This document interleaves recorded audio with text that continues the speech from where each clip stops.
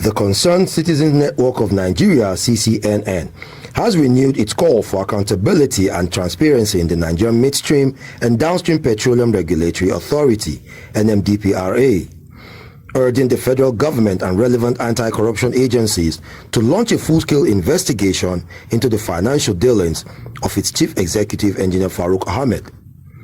The group alleges a suspicious $5.5 million transaction linked to Ahmed, which it describes as a glaring indicator of systemic abuse of office and unexplained wealth accumulation. In a strongly worded statement, CCNN highlighted what it called the extravagant lifestyle and questionable financial capabilities of engineer Ahmed. The group cited, among other issues, the recent graduation of Ahmed's son from Harvard University, where tuition and associated expenses reportedly exceeded $152,000, with additional personal costs in the range of $100,000. According to CCNN, such opulence is inconsistent with the earnings of a career civil servant and raises red flags about the source of his wealth. This level of expenditure places an unjust burden on struggling Nigerian taxpayers, especially in the northern regions, where many families cannot afford basic education or 3 meals a day. The statement reads, by the Concerned Citizens Network of Nigeria, CCNN, on why Farouk Ahmed must answer for over $5.5 million in children's school fees and disclose sources of funding as a civil servant. On July 11, 2025, the Nigerian Midstream and Downstream Petroleum Regulatory Authority, NMDPRA, published full-page statements in Vanguard, page 15, The Guardian, page 17, Business Day, page 3, This Day, page 12, and Daily Trust, page 19, attempting to dismiss a sustained public outcry over allegations of unexplained wealth against its chief executive, engineer Farouk Ahmed. The defensive and non-substantive response has not only deepened public skepticism, amplifying demands for transparency regarding the funding of its children's elite secondary education abroad. The facts are clear. Ahmed's children, Faisal Farouk, Farouk Jr., Ashraf Farouk, and Fahana Farouk each attended some of the world's most prestigious secondary schools for 6 years. Faisal was enrolled at the European University in Maastricht, Switzerland, a secondary program known for its exclusivity. Farouk Jr. attended Aegon College, a top-tier Swiss boarding school. Ashraf studied at Institut de Rosy, widely regarded as the most expensive secondary school globally, historically reserved for royalties and billionaires. And Fahana attended La Garine International School, also in Switzerland. The cost per child included annual tuition fees of approximately $130,000 to $150,000 US, an additional $50,000 for upkeep, flights, and other expenses. For each child, this amounts to roughly $180,000 to $200,000 annually, or $1,080,000 to $1,200,000 over 6 years for 4 children.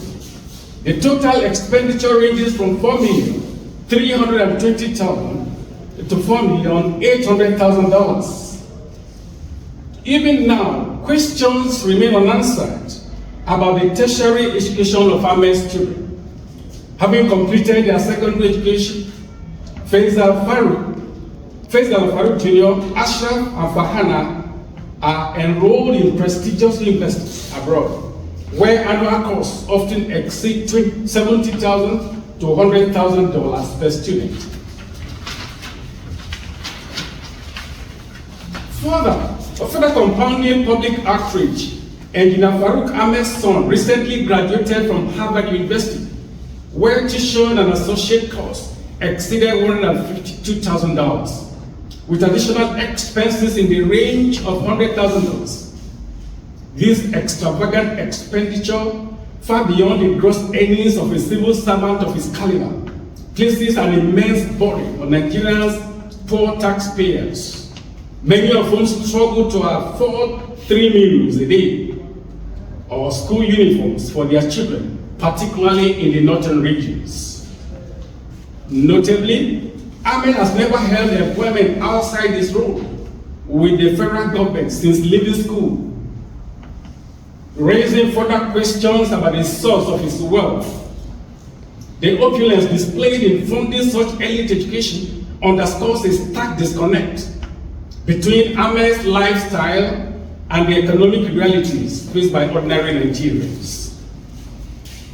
The Concerned Citizens Network of Nigeria demands that the Code of Conduct Bureau, CCB, Independent Corrupt Practices Commission, ICPC, and Economic and Financial Crimes Commission, the EFCC, investigate how a civil servant's salary could sustain such extravagant expenditure.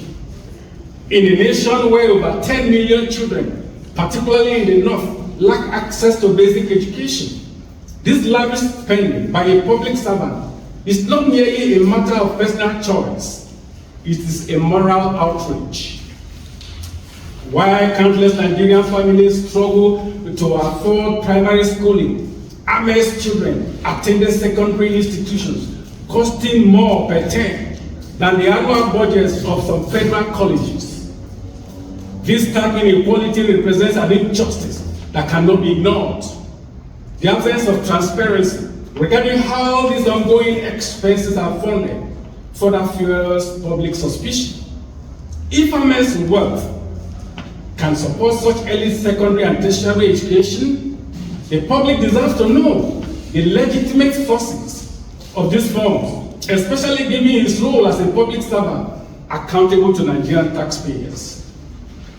The CCNA's allegations are grounded in rigorous evidence stemming from a petition to the Attorney General of the Federation after weeks of verification, fact-finding, public record reviews. We question how a public official, salary is known, and whose assets must be constitutionally declared, could finance such an extraordinary level of overseas education without a visible commercial empire or disclosed inheritance. The petition raises serious concerns about potential abuse of office, asset concealment, or diverse of public funds under Ahmed's leadership at NMDPRA. Public response has been resolute, with peaceful protests by lawyers, students, and civil groups targeting the Attorney General's office, ICPC, EFCC, National Assembly, and NMDPRA headquarters. These demonstrations, supported by formal letters and placards, demanded a transparent investigation. The NMDPRA's attempt to dismiss these voices as faceless is a cynical effort to undermine lawful civic engagement, further eroding public trust. The NMDPRA statement conspicuously avoided addressing key issues. It did not deny the children's attendance at the listed secondary schools, nor did it provide any breakdown of how tuition was funded. It offered no details on asset declarations, loans, business income, family inheritance, or blind trusts, relying instead on vague appeals to Ahmed's reputation and integrity. In a democracy, these claims or such claims are insufficient when a public servant's lifestyle appears misaligned with their declared income. The burden of proof rests with Ahmed, not the public. The CCB, ICPC, and EFCC have constitutional mandates to investigate cases of unexplained wealth, ensuring that public officials are held accountable. This case tests the credibility of President Bola Ahmed Tinubu's anti-corruption and transparency agenda. The CCNN is not calling for Ahmed's immediate removal, but for an open, independent investigation. If he's innocent, a transparent process will vindicate him.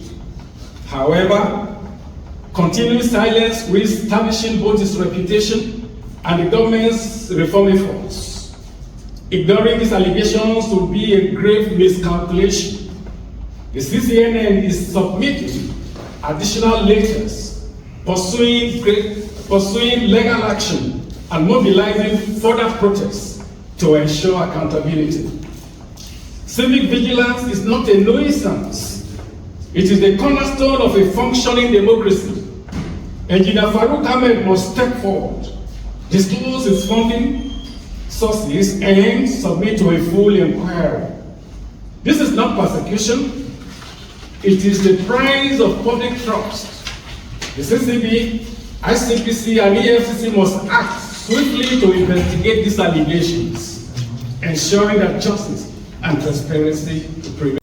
Furthermore, the CCNN noted that Engineer Ahmed has never held any known employment outside his long-standing role in public service, questioning how he could afford such elite education for his child without visible business or alternative income streams.